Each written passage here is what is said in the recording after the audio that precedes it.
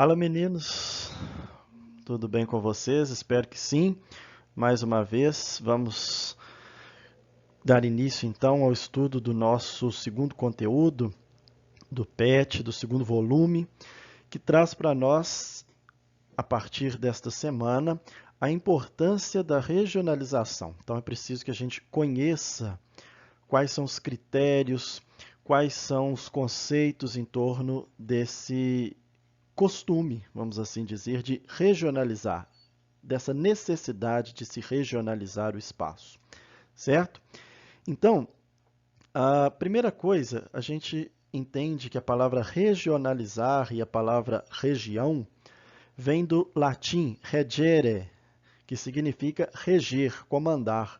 Basta a gente lembrar do regente. Quem é o regente? É o cara que está lá na frente da banda, na frente da orquestra, ele rege, ele dita as regras, né? Ele dita o andamento da música. Então, a regionalização ela é importante para governar, para que o espaço seja organizado de uma maneira que facilite o governo, seja ele qual for, tá? Seja qual for a forma de governo, seja qual for o espaço. Os critérios, então, eles vêm dos estudos geográficos, e aí tanto faz da geografia física ou da geografia humana. Lembrando o que é isso? A geografia física são os aspectos naturais, é o relevo, o clima, a hidrografia. A geografia humana são os aspectos humanos, como o próprio nome já diz. É a urbanização, é a demografia, que é a quantidade de população e por aí vai. Um mesmo espaço, então, ele pode ser regionalizado de maneiras diferentes. Isso vai depender dos critérios que vão ser considerados, certo? Então, um mesmo espaço, qualquer, ele pode ser regionalizado de uma maneira diferente, sem que uma forma esteja certa e uma forma esteja errada. Não há esse certo e errado quando se pretende regionalizar um espaço. Por quê? A regionalização atende aos interesses determinados, como a gente vai ver daqui para frente.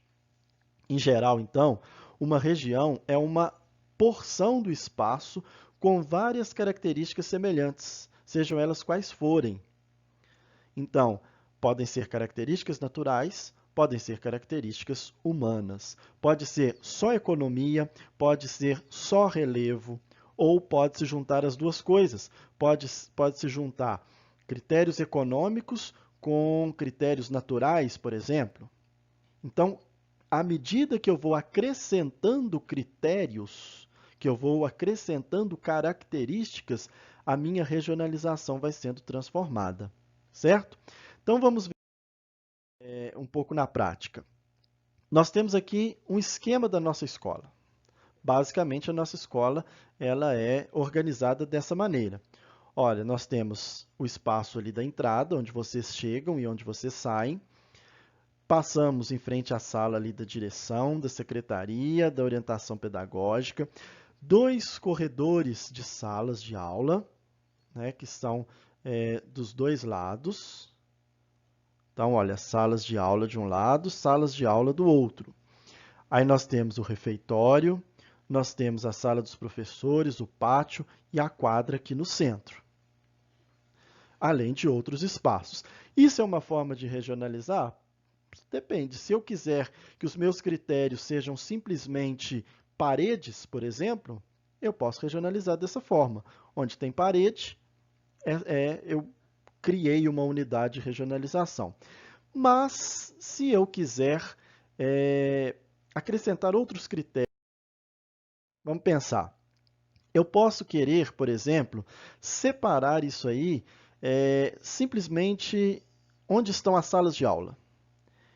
Então, eu tenho estes espaços em verde, que são as minhas salas de aula. Outros espaços que eu tenho ali, eu tenho o pátio, o refeitório, a quadra e o espaço de entrada e saída, que são espaços comuns, onde vocês circulam, comumente. Todo mundo vai para o refeitório na hora do lanche. Todo mundo vai para a quadra e para o pátio durante o recreio. Todo mundo usa o espaço ali de entrada e saída perto do portão. Então, são espaços comuns. Ali ao lado da entrada, a gente tem espaços administrativos, que é onde está a sala da direção, a sala da secretaria, a sala das orientadoras, das coordenadoras pedagógicas. E temos ainda outros espaços que são pedagógicos também, mas de uso comum, que são o auditório, que todo mundo usa, a biblioteca, que todo mundo usa, e a sala dos professores, que todos os professores usam. Então, eu criei critérios para regionalizar. Olha, eu dividi a escola em 4 regiões, né? Em verde, eu colori as salas de aula, em amarelo, os espaços de uso comum, em azul, os espaços administrativos e em vermelho, os espaços pedagógicos de uso comum. Aí, nós podemos criar um problema. Por quê? A quadra, ela é um espaço de uso comum, aleatório, como é o pátio, para vocês ficarem lá durante o recreio, ou ela é um espaço pedagógico, por causa das aulas de educação física? Entenderam? À medida que eu acrescento critérios, eu posso mudar a minha regionalização. Então, a minha quadra poderia ser colorida de vermelho também, porque a aula de educação física é aula, não é hora de diversão, é hora de aula de esportes, de educação física. Então, ela é um espaço pedagógico de uso comum também. Então, eu poderia ou colorir o espaço da quadra como com a cor vermelha, ou eu poderia colorir com as duas, porque ela é compartilhada durante o recreio, ela é um espaço de convivência e durante as aulas de educação física um espaço pedagógico. Entenderam?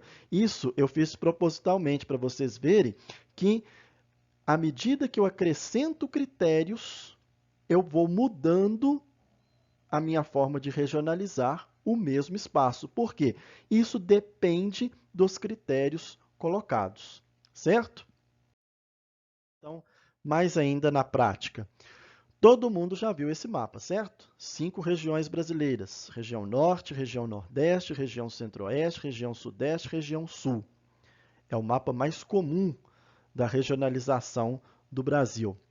Mas, não sei se vocês já viram este outro mapa aqui, ó. Região amazônica, região nordeste, região centro-sul. Este mapa, que vocês vão estudar mais aprofundadamente sobre ele no 7º ano, ele traz os chamados complexos regionais, porque nessas 3 grandes regiões se considera os critérios econômicos e também os critérios naturais, como a região de influência da Amazônia. Podem ver lá que o estado de Minas Gerais, neste segundo mapa, a parte norte de Minas Gerais pertenceria à região nordeste. O estado do Tocantins, que é este estado aqui, parte do Tocantins pertenceria à região amazônica, parte dele pertenceria ao Centro-Sul, que é a região mais desenvolvida economicamente, ou seja, mudaram-se os critérios, mudou a regionalização, mas o espaço é o mesmo, porque o Brasil continua do mesmo tamanho. Por exemplo, este tem no arquivo de vocês, mapa das mesorregiões de Minas Gerais. Então, o estado de Minas Gerais dividido em mesorregiões de municípios, né? Cada mesorregião dessa aí tem os seus municípios, para facilitar a administração, para facilitar o governo, a governabilidade do estado. E essas regiões, elas são diferentes. Este critério aí é o geralzão, mesorregiões do IBGE.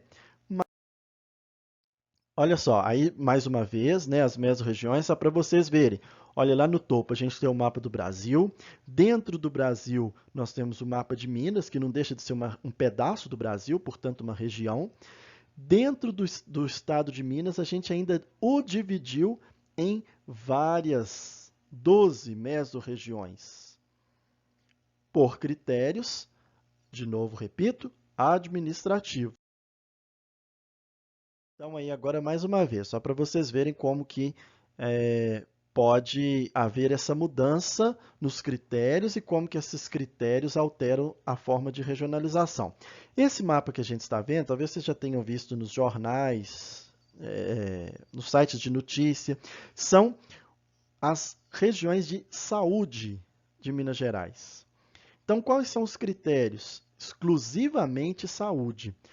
Podem ver que ali bem no centro, a gente tem a região central e do lado ali a gente tem a região oeste e a região centro-sul. A região centro-sul é a região de saúde onde está a Conselheiro Lafayette. Mas nesse mapa de baixo não existe região centro-sul. Por quê? Porque lá nesse mapa de cima aí, ó, no mapa que está escrito aí a Onda Verde, né, que é o programa do governo do estado sobre a abertura do comércio por causa dessa pandemia. Então, se dividiu a região centro em duas, em centro e centro-sul, para facilitar a administração. Nesse caso de quê? Serviço de saúde. Por que que a região Centro-Sul voltou a fechar o comércio? Porque dentro desse espaço da Centro-Sul, os municípios que a compõem, eles estão com grande parte dos seus leitos de UTIs e leitos clínicos ocupados. Então, o critério desse mapa de cima é simplesmente saúde, leitos de hospital. O critério do mapa de baixo é o critério geral que a gente viu lá. Então, só para vocês verem que o mesmo espaço pode ser regionalizado de formas diferentes de acordo com o critério que a gente colocar para ele.